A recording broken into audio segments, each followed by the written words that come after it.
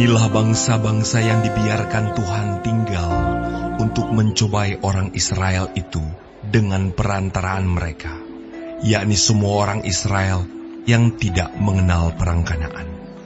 Maksudnya hanyalah supaya keturunan-keturunan orang Israel yang tidak mengenal perang yang sudah-sudah dilatih berperang oleh Tuhan.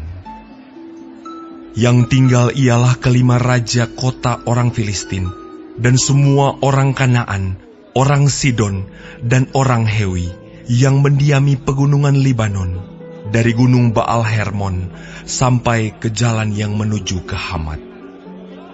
Mereka itu ada di sana, supaya ia mencobai orang Israel dengan perantaraan mereka untuk mengetahui apakah mereka mendengarkan perintah yang diberikan Tuhan kepada nenek moyang mereka dengan perantaraan Musa. Demikianlah orang Israel itu diam di tengah-tengah orang Kanaan, orang Het, orang Amori, orang Feris, orang Hewi, dan orang Yebus. Mereka mengambil anak-anak perempuan, orang-orang itu menjadi istri mereka, dan memberikan anak-anak perempuan mereka kepada anak-anak lelaki orang-orang itu, serta beribadah kepada Allah orang-orang itu.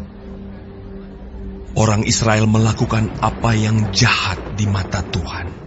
Mereka melupakan Tuhan Allah mereka dan beribadah kepada para Baal dan para Asyera.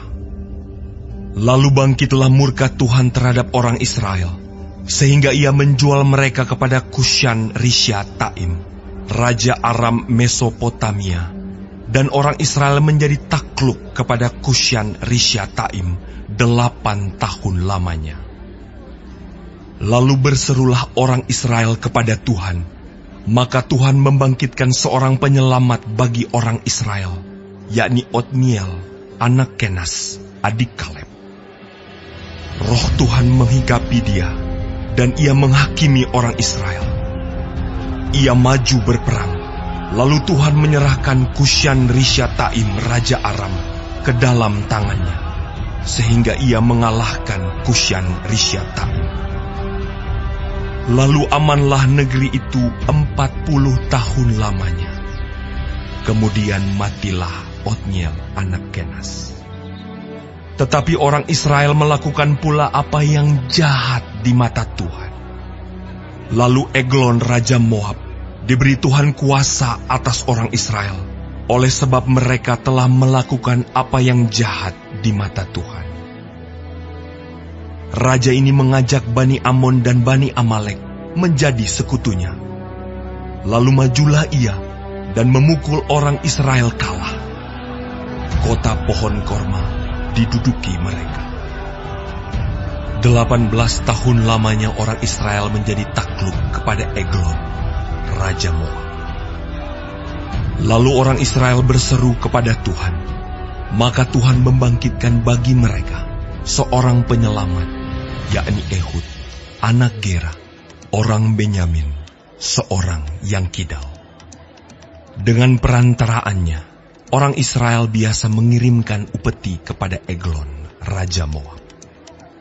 Dan Ehud membuat pedang yang bermata dua, yang panjangnya hampir sehasta. Disandangnyalah itu di bawah pakaiannya, pada pangkal paha kanannya. Kemudian ia menyampaikan upeti kepada Eglon, raja Moab. Adapun Eglon itu seorang yang sangat gendut. Setelah Ehud selesai menyampaikan upeti itu, disuruhnya pembawa-pembawa upeti itu pulang. Tetapi ia sendiri berhenti pada batu-batu berpahat yang di dekat Gilgal dan kembali menghadap raja. Berkatalah ia, "Ada pesan rahasia yang kubawa untuk tuanku, ya raja," kata Eglon. "Diamlah dahulu." Maka semua orang yang berdiri di depannya itu pergi keluar. Lalu Ehud masuk mendapatkan dia, sedang ia duduk sendirian di kamar atas, di rumah peranginannya. Berkatalah Ehud, "Ada firman Allah yang kubawa untuk tuanku." Lalu bangunlah ia berdiri dari tempat duduknya. Kemudian Ehud mengulurkan tangan kirinya, dihunusnya pedang itu dari pangkal paha kanannya dan ditikamkannya ke perut raja. Sehingga hulunya beserta mata pedang itu masuk. Lemak menutupi mata pedang itu, sebab pedang itu tidak dicabutnya dari perut raja. Lalu keluarlah ia melalui pintu belakang. Demikianlah Ehud sampai ke serambi. Pintu kamar atas itu ditutup dan dikuncinya setelah ia keluar. Baru saja ia keluar, datanglah hamba-hamba raja melihat, tetapi pintu kamar atas itu terkunci. Lalu berkatalah mereka, tentulah ia membuang air di kamar rumah peranginan itu. Lalu mereka menunggu-nunggu sampai menjadi bingung. Tetapi raja tidak membuka pintu kamar atas itu. Kemudian mereka mengambil kunci, membuka pintu. Maka tampaklah tuan mereka mati tergeletak di lantai. Sedang mereka berlambat-lambat, Ehud meloloskan diri. Ia lewat dari batu-batu berpahat dan meloloskan diri ke arah Seir. Setelah ia sampai ke sana, ditiupnyalah sangkakala di pegunungan Efraim. Lalu turunlah orang Israel bersama-sama dengan dia dari pegunungan itu, dan ia sendiri di depan. Berkatalah ia kepada mereka, Ikutlah aku, sebab Tuhan telah menyerahkan musuhmu, orang-orang Moab itu, ke dalam tanganmu. Maka turunlah mereka mengikuti dia. Lalu mereka merebut tempat penyeberangan sungai Yordan ke Moab, dan tidak seorang pun dibiarkan mereka menyeberang. Pada waktu itu, mereka menewaskan kira-kira 10.000 orang dari Moab. Semuanya orang yang tegap dan tangkas. Seorang pun tidak ada yang lolos. Demikianlah pada hari itu, Moab ditundukkan oleh Israel. Maka amanlah tanah itu 80 tahun lamanya. Sesudah dia, bangkitlah Samgar bin Anak. Ia menewaskan orang Filistin dengan tongkat penghalau lembu, 600 orang banyaknya. Demikianlah, ia juga menyelamatkan orang Israel.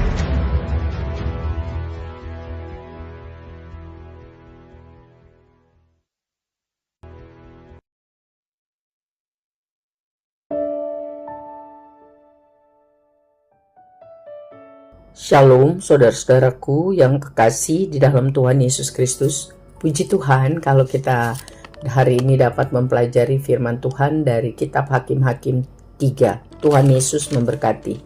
Saudara yang kekasih, waktu kita membaca kitab ini, kita belajar bahwa Israel tidak taat kepada perintah Tuhan dengan seutuhnya. Mereka tidak menghalau bangsa-bangsa jahat itu dari negeri perjanjian. Akibatnya, mereka bercampur baur dengan kebudayaan yang salah, dengan ibadah yang sesat.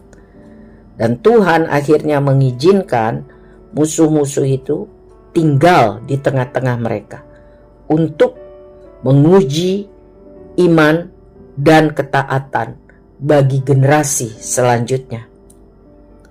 Mereka, musuh-musuh itu, akan dipakai sebagai rintangan-rintangan, persoalan-persoalan yang akan merupakan ujian iman dan ketaatan. Jadi, kalau Tuhan mengizinkan masalah dalam kehidupan kita, masalah itu dapat dipakai untuk mengembangkan iman dan ketaatan kita. Semangat, maju terus, tambah hari, tambah percaya dan taat kepada Tuhan. Saudara, melalui bacaan ini kita juga mempelajari bahwa Israel menemukan ternyata hubungan-hubungan, pergaulan-pergaulan dengan orang jahat sangat mempengaruhi iman mereka. Orang Israel kawin campur dengan orang yang tidak percaya. Mereka melakukan praktek-praktek kehidupan yang tidak bermoral. Seharusnya mereka bisa menjadi garam dan terang, tetapi ternyata mereka ikut-ikut melakukan hal-hal yang tidak bermoral. Para arkeolog menemukan bahwa banyak berhala di Israel. Sulit dibayangkan. Akhirnya Israel jatuh ke tangan dewa-dewa asing yang terbuat dari kayu, batu, besi. Meninggalkan ibadah yang sesungguhnya kepada Tuhan. Ya. Hati-hati dengan pergaulan kita, apalagi dengan pernikahan. Berdiri teguh dan tidak goyah, standar kita adalah firman Tuhan, bukan yang lain. Selanjutnya diceritakan mengenai Otniel, hakim pertama Israel. Otniel adalah keponakan dari Kaleb, sahabat Musa, orang yang kokoh imannya ya kepada Tuhan. Kepemimpinan Otniel membawa Israel kembali kepada Tuhan dan membebaskan mereka dari penindasan yang jahat. Tetapi begitu Otniel meninggal, Israel kembali jatuh ke dalam dosa lama. Sangat menyedihkan. Selanjutnya mengenai Ehud dan Samgar. Roh Tuhan menghinggapi mereka. Roh Tuhan yang menolong mereka untuk menghadapi masalah-masalah setiap hari. Tantangan-tantangan besar di dalam kehidupan bangsa itu. Demikian juga Roh Kuduslah yang membantu kita untuk berdiri teguh, tidak goyah di dalam kelemahan dan persoalan kita. Roh Kuduslah yang merupakan pertolongan kita, penolong kita yang diutus dari sorga untuk beserta kita, untuk orang-orang yang hidup berkenan kepada Tuhan. Saudara, orang-orang Moab, Amon, dan Amalek adalah perompak-perompak yang sangat terampil secara militer dan mereka sangat jahat. Tuhan akhirnya mengizinkan orang-orang Moab, Amon, dan Amalek, suku-suku itu tinggal di antara Israel, menjadi alat untuk melatih mereka sungguh-sungguh mengerti mengenai ketaatan dan iman kepada Tuhan. Lalu ada cerita mengenai Ehud dan Samgar. Ehud kidal tangannya dan memiliki kemampuan khusus untuk melakukan siasat berperang. Jadi Tuhan bisa pakai siapa saja. Ya, sebab itu jangan sombong kalau kita dipakai Tuhan untuk pekerjaan Tuhan, untuk melakukan kehendak Tuhan. Karena itu anugerah. Dan jangan menjadi lemah waktu kita menghadapi masalah. Mari gunakan kesempatan hidup yang Tuhan berikan untuk melayani pekerjaan Tuhan. Sementara Tuhan masih beri kesempatan, jangan ogah-ogahan. Bersemangat, layani Tuhan sesuai dengan talenta yang Tuhan berikan. Amin. Tuhan memberkati kita semua menjadi pelaku firman. Amin.